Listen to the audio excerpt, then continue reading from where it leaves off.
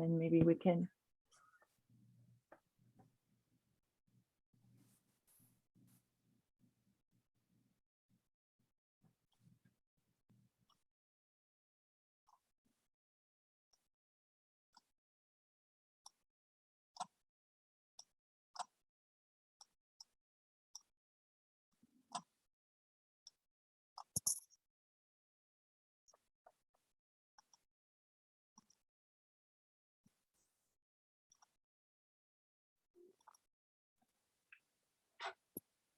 Good morning, everyone. Welcome. We will wait a few more minutes until the rest of the attendees arrive. For now, if you please would like to share where are you joining us from on the chat box, that'll be amazing, so we know who's here and where are they joining us.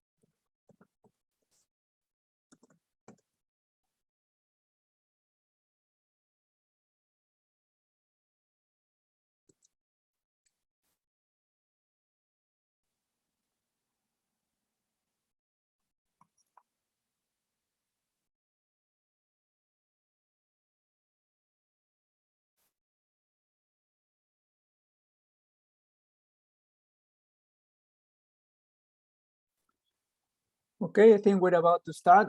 Good morning, everyone. My name is Mauricio Ruiz, and I am the Senior Partnerships and Sponsorship Officer at BCMPHA, and I will be your moderator today. I would like to welcome you to today's webinar, MARSH Insurance Market Update 2022. This webinar is presented by BCMPHA in partnership with MARSH. I would like to acknowledge that this webinar is being delivered from various locations on the unceded traditional territories of the unceded Coast Salish territory of the Lekwungen, Chongis, and Swanek nations. We also acknowledge that many of you are currently located in the ancestral homelands of indigenous people across the province, each with their own unique traditions and history. Before we begin, I will give you a brief outline of the format. The presentation will be approximately 60 minutes, followed by a break period of an open and question answer period. Our goal is to finish up by 12 p.m. At any point during the session, please feel free to type in your questions at any time by using the chat feature. We will then do our best to address all questions during the open Q&A segment. But also, if at some point during the presentation you feel that you would like to ask a question, feel free to do it, and Kingsley will be able to answer those questions.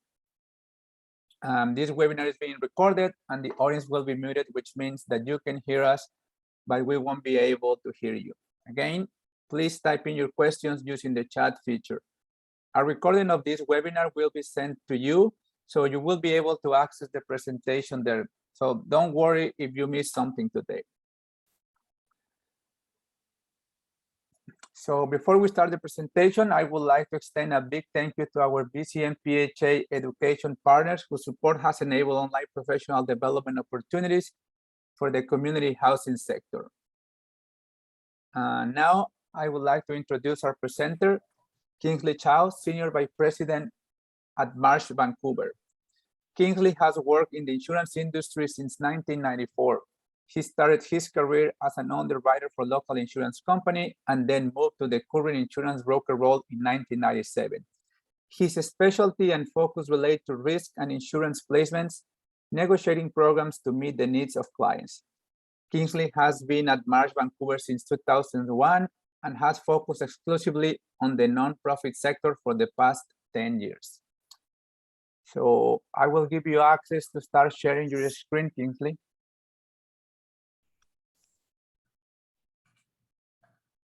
Okay, great. Thanks, Maurizio. And I will attempt to share my screen now and start the slideshow. Okay. Appreciate everyone's time today. I know everyone's busy with their schedules, but when Maurizio asked me to perhaps give an update on where we are at for the insurance sector, I jumped at the opportunity. Obviously, this is a very important part of everyone's day-to-day kind of understanding, ensuring that their risks are adequately looked after. So the details that we're going to go through today will give everyone hopefully a better idea of kind of where we're at as a presentation on the insurance market. We had a meeting and session similar to this last year, and I thought it was very impactful, knowing a lot of what we're seeing in the uncertainty right now in the world. And we'll talk about how the global effects affect our kind of little corner of Canada. It's hugely important. So moving on, this is going to be a quick kind of highlight of what we're going to be talking about today. So we're going to be going through some of the program highlights on your insurance program with us, and I'll give a market update on where we're at for the insurance market. This program that we have for BCMPHA is what our kind of key talking points are for coverage, but there might be some on the call that have insurance programs with other brokers. This would be a useful tool as an overview, and again, an understanding of some of the concepts and coverage that we'll be talking about moving forward.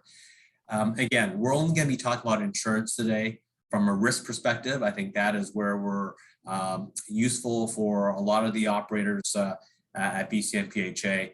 There's a huge amount of risk on a day-to-day level as a social housing operator.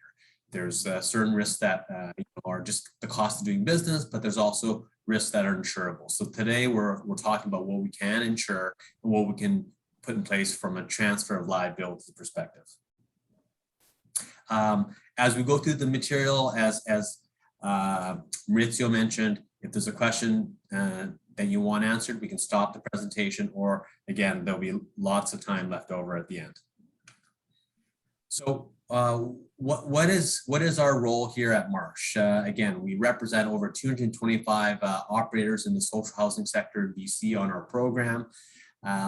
We are not the insurance company, and often I think there's a bit of a gray area on kind of why we exist and what is our function. We represent you, the operator, and we represent our clients. We negotiate on your behalf the best available coverage at the cost point. I think that is reasonable, and again, based on some of the years of dealing with some tough conversations, again, trying to put the best product and at the cost point that is most agreeable.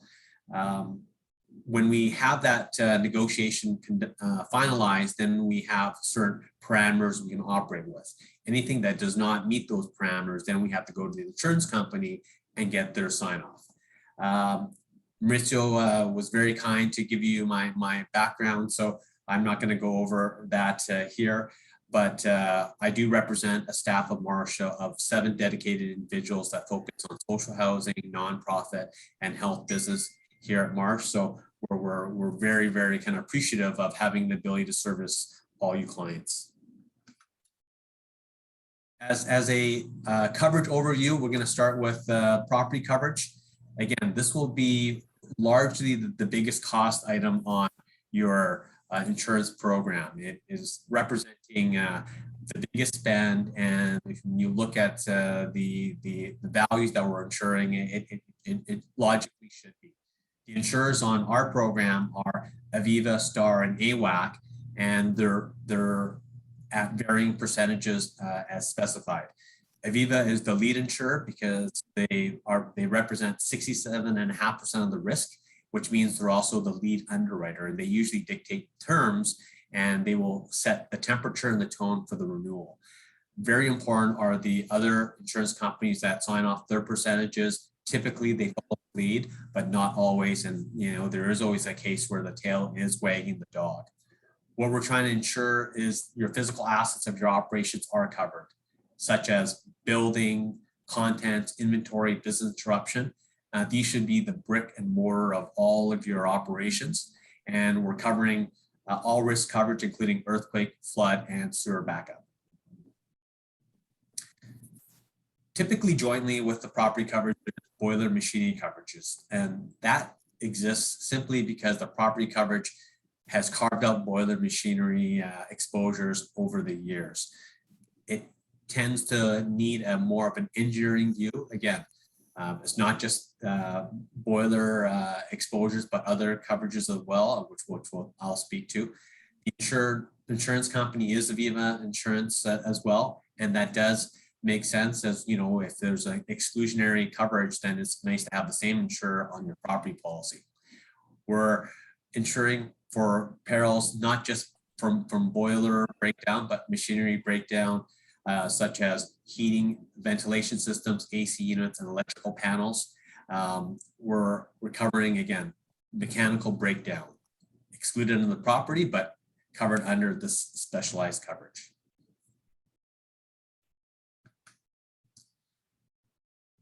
Moving on, general liability. This is insured with Aviva Insurance, and this covers all your liabilities for your operations. This includes your site facilities as well as off-site. If you manage to find yourself working remotely in a day-to-day, I know it's tough in a pandemic world, but hopefully, again, we're seeing ourselves attend more events off-site. And the liability coverage is really your negligence of running your operation, of doing something or not doing something. In addition, there has to be two triggers for coverage: body injury to that third party or a property damage result from your operations. We do have a host of exposures that we can speak to as well, such as malpractice exposures, or those that have some professional liability scope to your operations, which we have for many DCMPHA members. If we have identified through our risk review process, then we will have to place you on our sister program, which is our health, seniors, and community services program. It's very kind of distinct and it's very specialized, but we do have, again, many of the same coverages afforded by our program on that healthcare program as well. Crime coverage with Aviva Insurance for the crime exposure. This ensures all your employee fidelity risk scope. So if you have any theft or of money and securities or mysterious disappearance of funds, robbery or forgery, this is where we're picking up that coverage. Similar to the boiler machinery coverage, this is excluded under your property coverage. And historically, again, we've developed a crime coverage to cover off this specialty exposure. Lastly, directors and officers liability, a very needed coverage, especially for those directors and officers in nonprofit organizations. What we've seen is a lot of activity, especially with allegations of exposures in this liability coverage. Travelers actually is your insurer here, and they are very, very specialized underwriter for directors and officers liability. This is coverage, again, not only for your Ds and Os, but also for employees of the firm. And this covers all the management liability and the employment practices liability for your operation. When we have a normal arrangement where we're back at the conference and we have a host of educational sessions that we participate on, usually the directors and officers liability session is very well received and attended. very technical. And when we have all the participants in the room, it's a very, very changing coverage. And again, we're looking forward to being back in that environment again. So that is the property coverage part of the presentation, or sorry, the insurance coverage section. If there's any coverages or any questions on the coverages, we can ask that now, or we can wait to the end. Okay. So we're going to pivot now to how the global economic and insurance view affects, again, our domestic Canadian view. There's so much interconnectivity between how we view the global economic landscape and how that drives the residual effects to the different geographies. Marsh is a global broker, so we do have the benefit of having operations worldwide. And we have an ability to create a database, and it has never been more needed than when we're seeing some very kind of uncertain, very sensitive times, notably during a pandemic, but also during economic hardships. And our ability to hopefully kind of read the data reasonably well, it gives us a chance to kind of look at what to expect for 2022, which is the purpose of the call here today. Using this benchmarking, I do think that with a reasonable amount of certainty, we can look at, where are the very key sectors for not just risk exposure, but also the response with the insurance companies, share with you what our other clients are feeling, and again, help kind of predict with a reasonable amount of certainty, the next 6 to 9 months. So the global insurance prices from a 2021 standpoint, and again, we have the ability to publish material that really looks at the results for 2021 and kind of share that with you. So for 2021, we saw a 30% increase in rates at the publication of our report, and this was down from 20% the year before, which is 2022, and peaking at 22%. So again, if you look at the global insurance landscape, we saw a 30% increase for 2021, which seems large, but it's trending in the right direction. It's come down from 22% the year before. Now, what do we do with all that data? So I tried to kind of put this in some context. So from a global insurance view, what are the top 3 coverage lines? Professional and liability insurance, that's your directors and officers liability, professional liability. We saw a 31% rate increase, down from 40% the year before. For property insurance, we saw an 8% rate increase, down from 21%, and liability insurance, 5%, down from 6%. So for the first two, professional liability and property insurance, what we saw is a lot of volatility from a global scale, trending in the right direction. But clearly, property, professional liability, and liability are your key coverages when it comes to seeing the most changes when it comes to rate increases. As we look at regions, and these are, again, top 3 regions affected based on peak quarters for 2021, it's no surprise that the UK saw the largest rate increase at 35%, and that went up slightly to 34%. Now, from an insurance perspective, the UK is where insurance has originated, with a lot of what we've seen for product and policy wordings from hundreds of years ago. That's where we see most of the volatility, and that's where we see most of the indicators for change. The United States and Canada, we saw a 14% rate increase. And again, it was previously at 18% the year before, and we sat third. And then third this year for the top 3 regions is continental Europe at 13%. So as we again distill down to the US and Canada, what are the top 3 coverage lines within our geography where we saw increases? No surprise again, financial and professional liability increased by 34%, property liability increased by 24%, and liability increased by 9%. Again, these are general numbers for the US and Canada. And some of the notes to that and takeaways from my review: general liability pricing continues to be affected by jury verdicts and social inflation.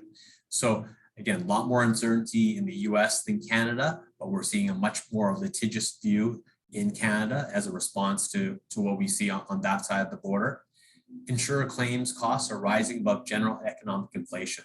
So typically, again, the hidden costs that we see from an insurance standpoint, where whether it be a class action suit or those losses where these liability claims are dragging on for 12, 24, 36 months, they never get settled early, and it just adds to the costs.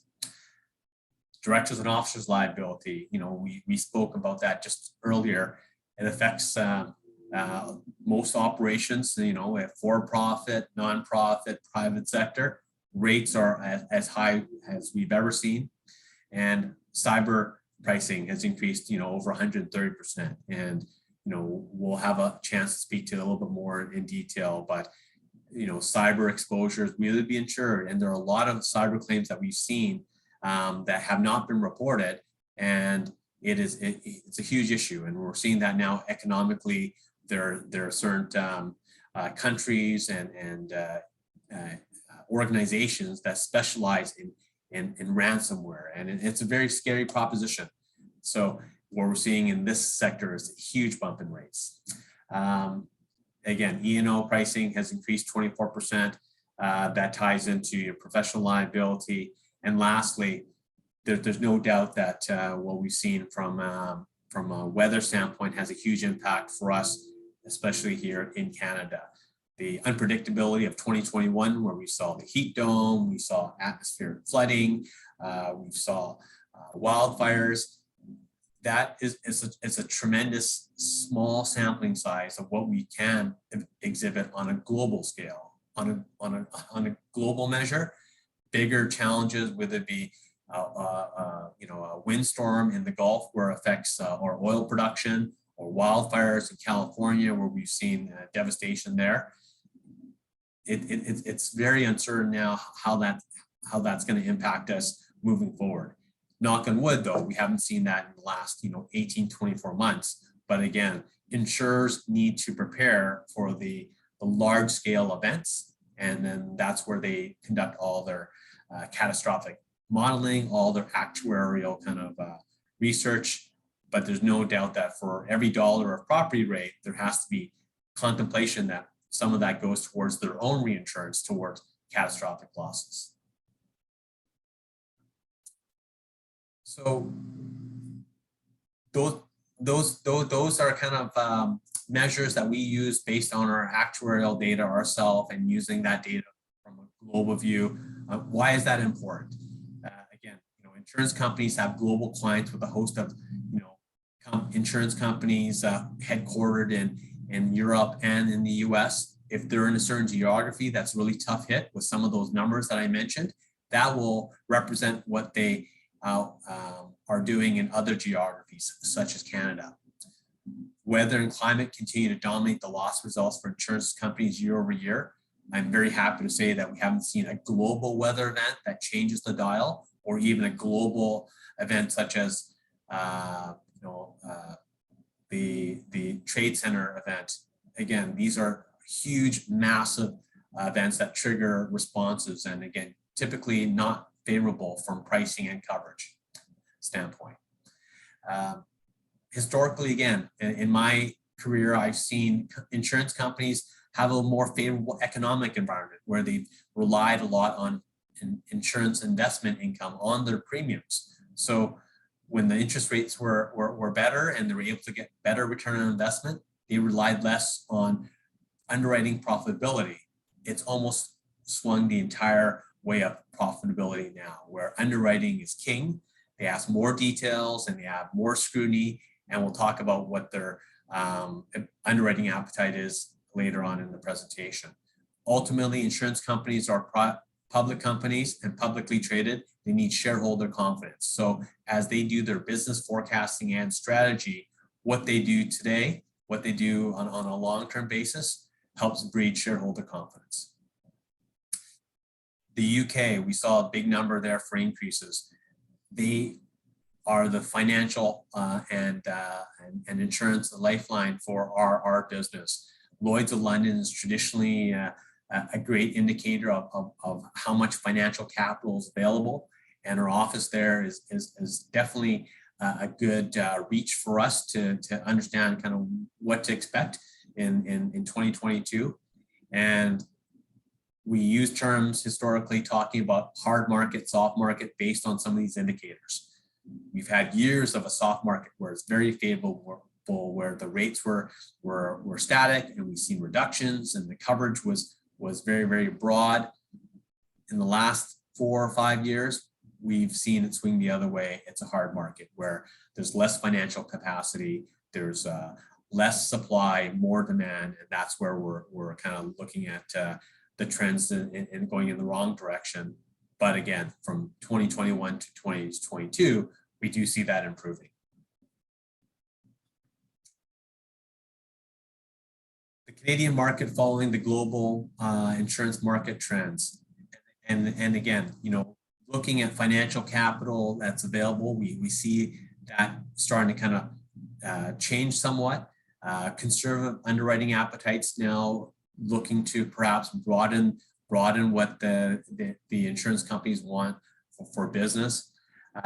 Again, the insurance companies headquartered in jurisdictions and geographies that are challenging, starting to understand that perhaps, again, with the rates changing and there's more profitability, looking to kind of broaden their appetite.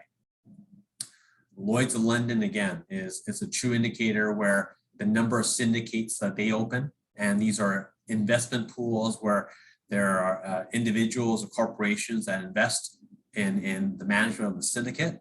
The more syndicates, the better the results are for our clients. So that means there's more competition. The less syndicates, which we've seen starting in 2018, where there have been a lot of syndicates shut down or dismantled. For 2022, we've seen a couple new syndicates opening up, and that's a good sign, largely in the professional indemnity space. And again, insurance companies from a risk appetite business, we are still seeing double-digit increases in Canada, but not to the levels that we've seen in previous years. But the indicators are that if there's a solid business plan, if there's some risk certainty, if there's an ability for us to kind of differentiate a risk scope from others, I think there's a big tactical advantage.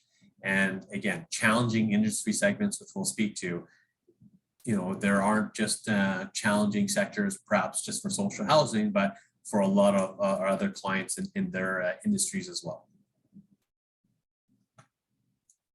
So what do insurance companies want to write? And, you know, this is somewhat always a moving target, but, you know, here's a collection of what insurance companies want to write when we have conversations and tender business.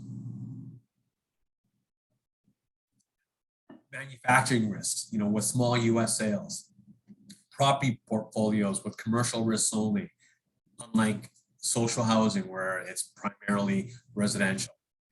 Construction risks, so contractors that are small, technology risks, small and large, general small business with proven track records and not new startups, general business with large percentage of liability exposures versus property exposures, and general business with property exposures not exposed in flood and earthquake areas.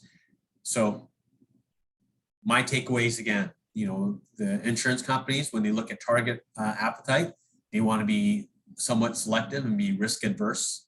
They want to be more liability heavy than property heavy. And they also want established business.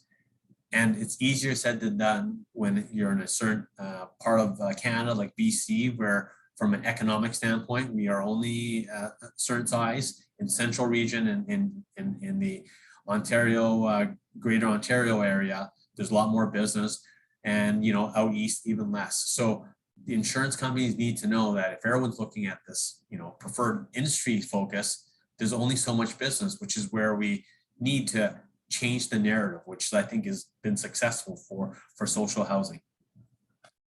Here are some challenging industry segments. Again, the top two from the coverage level, anything that has directors and officers with cyber liability, difficult renewals, difficult new business or new programs being developed. Within that, what industry segments now are challenging? Healthcare has been hugely demanding in the last 24, 36 months. Architects and engineers are challenging. Transportation risks, hospitality business, and for BC and in a lot of the provinces, multi-residential portfolios, apartments, condos, stratas, senior care, assisted living, independent living, social housing. As we kind of look at our kind of day-to-day struggles and what are the challenges from province to province, it's healthcare and affordable housing. It's 1 or 1A, and they're interchangeable. This is where we need to go to the insurance companies and say, look, there is a definite responsibility here. You need to look at risks in this space, but what can we do to help improve the profile? And that's the approach that we've taken. If there's challenging industry segments, which for us, I think it's been acknowledged, then how do we partner up with insurance companies and key stakeholders to improve our view and improve the risk profile? So what to expect for July 1? Obviously, again, that's a key date for us on the BCMPHA program. And for those that have individual programs outside of MARSH, you should be aware that the global insurance market index is trending in the right direction. So we did have a challenging time, for the last 3-4 years, but it is improving. Domestic markets will always take the global lead. And again, if we read the global index correctly, then I think that bodes well for us. Catastrophic needs, earthquake, flood, wind remain a challenge in those regions that have those type of catastrophic characteristics. Now in BC, again, we witnessed not just from the floods in the fall or those that are in earthquake zones, a lot of our operators kind of susceptible to those type of challenges. Poor accounts. If you have a poor risk profile, or if you do have losses, it's going to be a challenge for you. And those are just the characteristics of the risk. And for us on our July 1 program with BCMPHA, we started that process now. So this is our chance to ensure that we're well ahead of the process, manage expectations with the insurance companies, manage our expectations with the operators and members of the program, work with BCMPHA. How can we improve our process? How do we manage the process? And that's now at our starting point. So we're eager to get started. What is our specific strategic focus for our program with BCMPHA? As I mentioned, how do we improve our view of social housing within the multi-residential space? How do we improve that to the underwriters? We've implemented a very robust and aggressive short and long-term risk management process, which we started in 2018. We continue with that moving forward, and that has to be our narrative, and that has to be our focus or continued focus moving forward. Discussing with key stakeholders, BC Housing, developers, and others within the sector. They need to know how the insurance implications are to their participation in finding social housing solutions. Our long-term stability of our program is our absolute #1 priority. What we do each year needs to be negotiated in good faith, and what we present has to be looking at the long-term stability in mind for all operators on our program. And again, there was a time with this program where there was a very profitable view where we haven't had any frequency losses or severity of losses. We want the ability for our program to withstand perhaps a bad loss year. Perhaps 2022 is a bad loss year, but we had some really good years leading up to this. We don't want it to be 2022, it might be 2025, but we need the health and the profitability of our program to manage those type of scenarios. The last slide speaks to that short and long-term risk management process, where we develop this arrangement with our engineers and loss control experts and team. We need to go out and conduct a site visits, working with the insurance companies. We conduct over 30 to 40 site visits each year, many of which perhaps are going to see this presentation or on the call today. It's hugely impactful. One, it gives the operators a chance for us to kind of review their risk profile. And again, as I mentioned in the outset, it's not to be punitive about your insurance program, although a lot of these elements help improve your insurance view. It's just managing solid, safe operations and identifying to the operator, here's where your risk profile is on a day-to-day basis. We make recommendations, some housekeeping, some capital investments, and we are very aggressive to make sure that those recommendations are tracked and responded to. The better our recommendations responded to using our MARSH 360 web-based technology, the better is for us, meaning that the operators understand and they acknowledge that risk profile is important. The highest category of our open recommendations, you can see here on the slide, this is probably the most meaningful for me, aside from all the data and the analytics that I've shared today.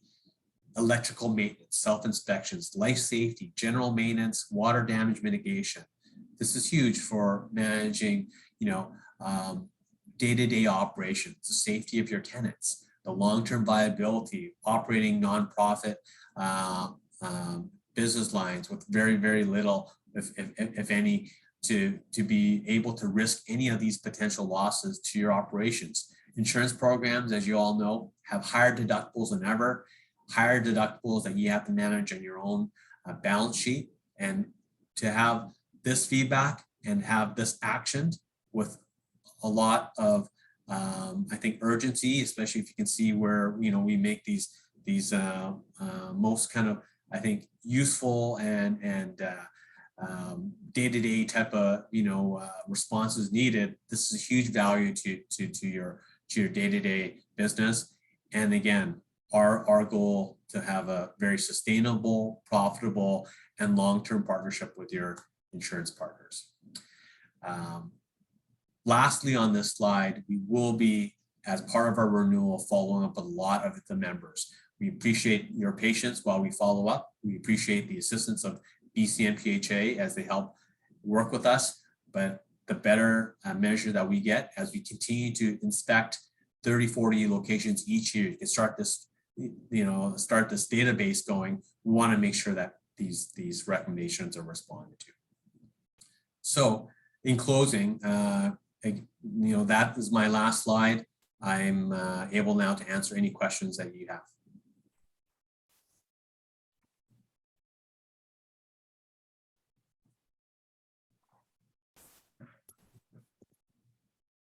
Hi, Kingsley. I have a question that someone that couldn't be here this morning and sent me this via text. It says, what if we are insured if there is a claim, but we think there may be a legal claim in the future with, for example, a difficult employment termination?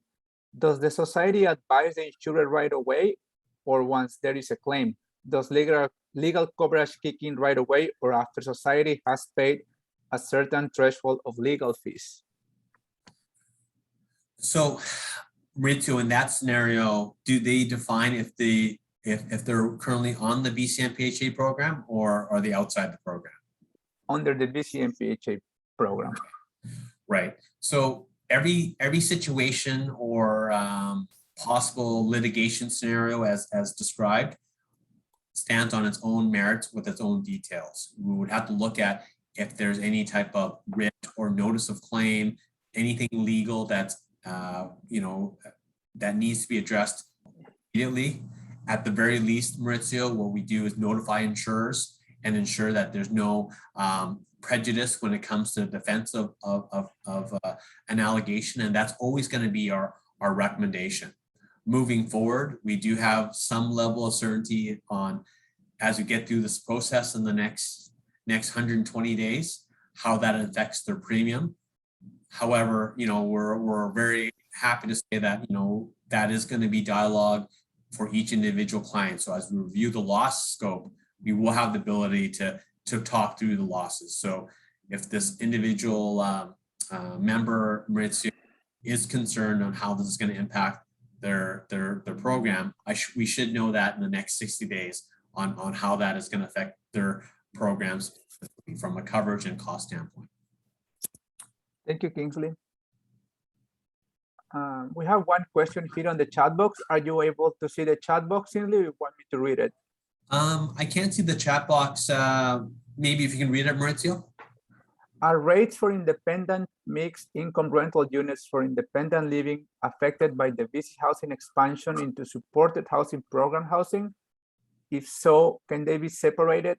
Insurance is our largest cost. Right. So if there's independent living, and again, I'm suggesting that the independent living is still likely insured under the BCMPHA program, and there's no any social or medical services provided. So it's all within the BCMPHA program, which I described earlier. Again, if there are medical malpractice exposures or professional exposures, we can carve that out, and we have done that. But if it's simply strictly independent living with no malpractice exposures, it's preferred and suggested to keep into one program. And again, it is ideal simply because one, we don't want to have, two programs chasing each other for no reason on kind of should it be on this program or the other without that delineation of malpractice exposures. And the second point is, we do want to make sure that moving forward, that if you have one insurer, again, that we have a hard time finding alternates to our program, to be fair. But if we did find an alternate, or if you did find an alternate, if there was a loss scope on that one facility that you insured separately, it may be difficult for us to bring that location back. So again, certainty, number one, we want to kind of make sure that the program stays intact for you. And secondly, able to absorb losses. Thank you, Kingsley.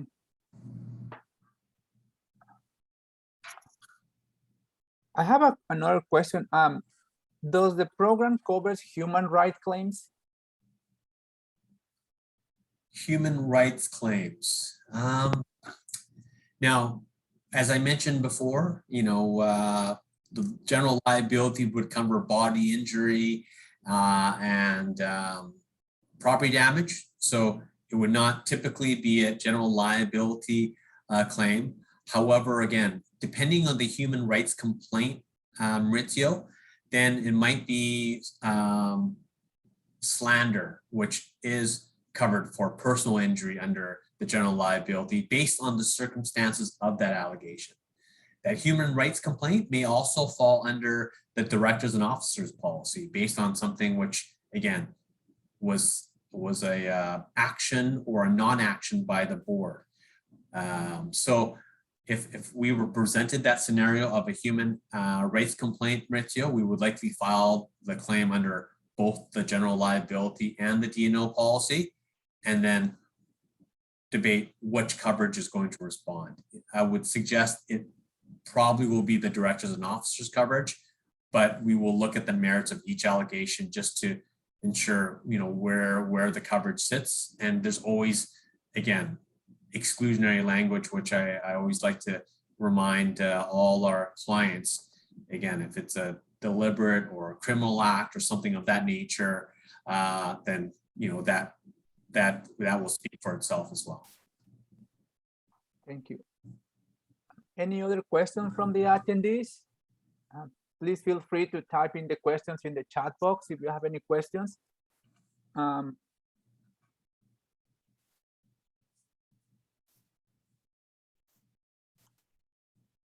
Also, if you have any specific questions or something that you would like to talk to Kingsley, I'm just putting his email in the chat box so you can reach out to him directly.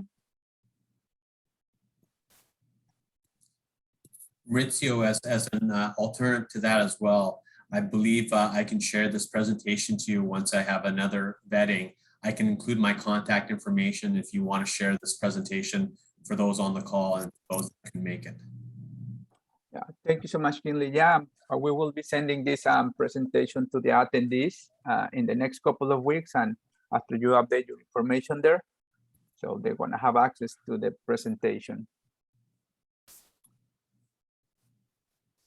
So I guess we don't have any more questions at this point. So I would like to thank Kingsley for the valuable information that it was shared today. It was an excellent presentation, and also for the time of the attendees for being here with us today. As mentioned, we will be sending the link to this recording and visual recording piece to all participants within the next few weeks. And also the recording will be hosted on the BCMPHA website.